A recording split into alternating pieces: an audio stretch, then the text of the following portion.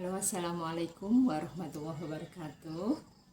Alhamdulillah wa syukurillah la nikmatillah la haula wala quwata illa billah amma ba'du. Sahabat yang dirahmati Allah, semoga kita semua senantiasa diberkahi oleh Allah, dilindungi oleh Allah, dan mendapatkan syafaat dari Rasulullah Sallallahu Alaihi Wasallam. Gimana kabarnya sahabat, sehat? Ya, jadi kita senantiasa mensyukuri kesehatan kita, mensyukuri apa yang Allah anugerahkan kepada kita, mensyukuri apa yang terjadi pada kita saat ini. Sahabat, untuk pertemuan kali ini saya akan membahas tentang toharoh. Apa itu toharoh? Toharoh artinya bersih. Toharoh artinya suci, kebersihan.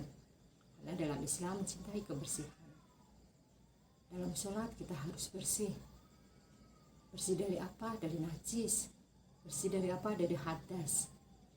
Maka toharoh secara istilah dapat diartikan sebagai suatu kegiatan yang bertujuan untuk membersihkan.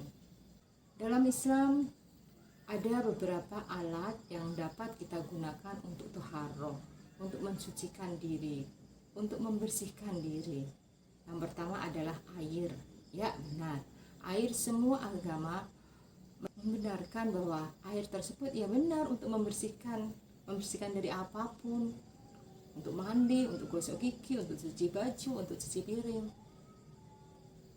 Dalam Islam pun begitu, air dapat digunakan untuk membersihkan diri dari hadas dan najis, yang merupakan syarat ketika hendak sholat kita harus bersih dari hadas dan najis. Yang kedua adalah yang dapat kita gunakan untuk bersuci. Dalam Islam mengenal ada benda yang namanya debu. Ya betul, debu. Debu merupakan salah satu alat yang dapat digunakan untuk bersuci, yaitu membersihkan diri dari hadas. Karena apa? Karena debu adalah alat untuk tayamum. Tayamum sendiri merupakan pengganti. Tayamum adalah pengganti wudhu dan pengganti mandi wajib. Alat yang ketiga adalah batu. Batu dapat kita gunakan untuk istinja. Istinja adalah apa? Membersihkan diri dari najis. Sahabat, untuk kali ini saya akan lebih mendalamkan tentang alat toharoh berupa air. Ya benar, air. Air itu apa? Air yang bisa digunakan untuk toharoh adalah segala air yang turun dari langit, yang keluar dari bumi. Jika air itu turun dari langit, maka bisa kita gunakan untuk bersuci. Jika air itu keluar dari bumi, maka air itu dapat kita gunakan untuk bersuci. Dalam fikih artinya air tersebut adalah sifatnya suci dan mensucikan, atau bisa disebut dengan air mutlak. Disebut dengan air mutlak. Contohnya adalah air hujan. Air hujan kita tampung di ember, kemudian kita gunakan untuk wudhu, bisa enggak? Bisa, karena itu air yang turun dari langit. Kemudian apa? Air laut. Rasanya asin. Iya betul, air laut rasanya asin. Air tersebut memang dari prosesnya memang asin. Tidak kita campuri dengan apapun, sudah rasanya asin. Maka itu bisa kita gunakan untuk toharoh, untuk wudhu maupun untuk mandi wajib. Selain itu ada air sungai, ada air sumur, ada salju turun dari langit, terus sumber mata air, misalkan danau, air mancur yang keluar dari air dari tanah, kemudian air embun. Selama air tersebut dari sumbernya itu warnanya coklat, warnanya keruh, warnanya kuning, jika itu berasal dari sumbernya, maka tetap bisa kita gunakan untuk toharoh, untuk mandi atau untuk wudhu. Jika air itu memang dari sumbernya rasanya asin, rasanya pahit, rasanya manis. Ketika itu memang tidak dicampur dengan perasa, memang dari sumbernya seperti itu, tetap kita bisa gunakan untuk toharo.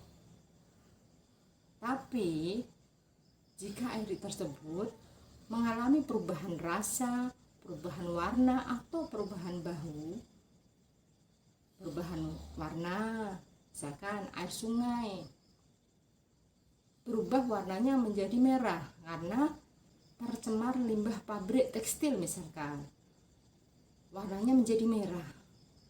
Nah, karena itu tercampur oleh barang lain yang mengakibatkan perubahan warna, maka air tersebut sudah tidak bisa kita gunakan untuk bersuci.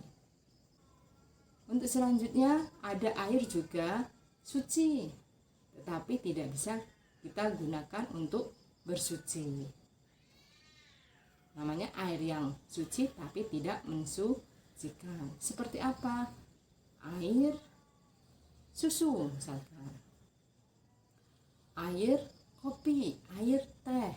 Air tersebut sebenarnya warnanya sebelumnya bening, jangan ambil dari sumur, kemudian kita masak, kita campur dengan susu, terus kita buat wudhu, nggak bisa. Karena apa? Sudah dicampur dengan susu. Air dicampur dengan teh, dapat kita gunakan untuk wudhu? Nggak bisa, karena sudah ada campurannya, meskipun campuran tersebut adalah benda suci. Paham ya? Ya. Kemudian ada air yang tidak suci dan jelas tidak bisa mensucikan. Contohnya misalkan ada air, kemudian terjadi cipratan air kencing misalkan. Cipratan tersebut masuk ke air. Kemudian air tersebut kan sudah ada najis masuk di dalamnya. Maka air tersebut tidak bisa kita gunakan untuk bersuci.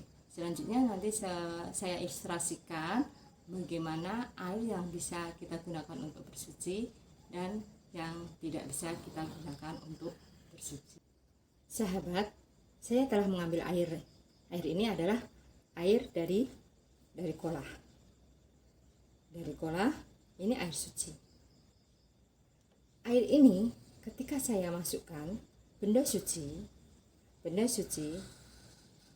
tetapi ketika tidak merubah warna, tidak merubah bau, dan tidak merubah rasa, maka tetap suci. Contohnya air ini saya masukkan tangan saya suci. Kemudian saya angkat. Terus, apakah air ini bisa saya gunakan untuk bersuci, untuk wudhu, untuk mandi? Bisa. Karena apa? Warnanya masih utuh, masih jernih seperti aslinya, kemudian tidak berubah warna, tidak berubah rasa, dan tidak berubah bau. Beda ketika saya masukkan, misalkan ini ada susu kental manis. Susu kental manis ini saya tuangkan. Saya tuangkan ke sini, saya aduk, nanti airnya berubah warnanya menjadi keruh. Ada perubahan rasa. Kok tidak ada perubahan bau, tapi ada perubahan warna, perubahan rasa. Maka air ini sifatnya suci, tetapi tidak bisa kita gunakan untuk bersuci. Tidak dapat digunakan untuk wudhu atau mandi wajib. Paham ya? Paham. Kemudian, jika air ini suci, kemudian kemasukan barang yang tidak suci, misalkan dari atas ada cicak yang atau tainya masuk ke sini, tai kan najis, maka air dalam sini hukumnya adalah najis. Dan ada misalkan air di bak, terus ada orang kencing, terus nyiprat, masuk cipratannya tersebut ke air tersebut, maka air tersebut berubah menjadi air yang tidak suci karena di dalamnya ada najis dan jelas tidak bisa mensucikan. Paham ya? Untuk air yang suci dan tidak dapat mensucikan, ada lagi jenis air yang tidak suci dan tidak dapat mensucikan. Air yang kedua yang suci tetapi tidak dapat mensucikan adalah air mustakmal. Air mustakmal itu apa? Air suci, ini air mustakmal. Contohnya air mustakmal ya, ini airnya suci. kemudian telah saya pakai untuk bersuci, maka hukum tersebut air mustakmal. Air yang bagaimana? Misalkan ini ada air, kemudian saya buat untuk wudhu. Saya niat Bismillahirrahmanirrahim, saya ambil air, terus nawaitu wudu'a li raf'il hadatsy asghari lillahi ta'ala. Nah, kemudian air bekas saya cuci muka, membasuh muka, jatuh ke dalam sini, berarti ada air bekas wudhu masuk lagi, maka air ini menjadi air mustakmal. Paham? Ya, betul. Beda jika saya buat air segini, terus kemudian saya bolong bawahnya, terus ini mengalir, saya buat untuk wudhu dan tidak ada yang masuk lagi ke sini, maka meskipun sekian, hanya satu toples ini bisa kita gunakan untuk wudhu dan juga bisa kita gunakan untuk mandi wajib jika air sekian bisa membasahi seluruh tubuh. Misalkan dikasih lubang, seluruh tubuh dibasahi semua, maka air segini pun bisa untuk kita pakai mandi wajib. Asalkan pertama syarat mandi wajib apa? Ada niat, dan yang kedua adalah membasuh seluruh tubuh dengan air. Nah, yang mustakmal, yang disebut mustakmal apa? Ketika air tersebut kita gunakan untuk basuhan pertama. Kebiasaan kita kan untuk afdolnya wudhu 3 kali basuhan, misalkan membasuh muka, basuhan yang pertama lah yang sifatnya wajib, yang kedua ketika adalah sunnah. Yang bisa mengakibatkan mustakmal adalah basuhan pertama. Misalkan saya ambil wudhu, saya niat dalam hati sambil saya membasuh, kemudian saya di sini nawaitu wudu'a li raf'il hadatsy asghari lillahi ta'ala. Yang jatuh basuhan pertama adalah tidak masuk ke sini, tetapi di sini. Terus saya basuhan kedua di sini. Jatuh ke sini, maka tidak disebut mustakmal. Karena yang disebut mustakmal adalah basuhan pertama yang bersifat wajib. Kedua, ketiga adalah sifatnya sunnah.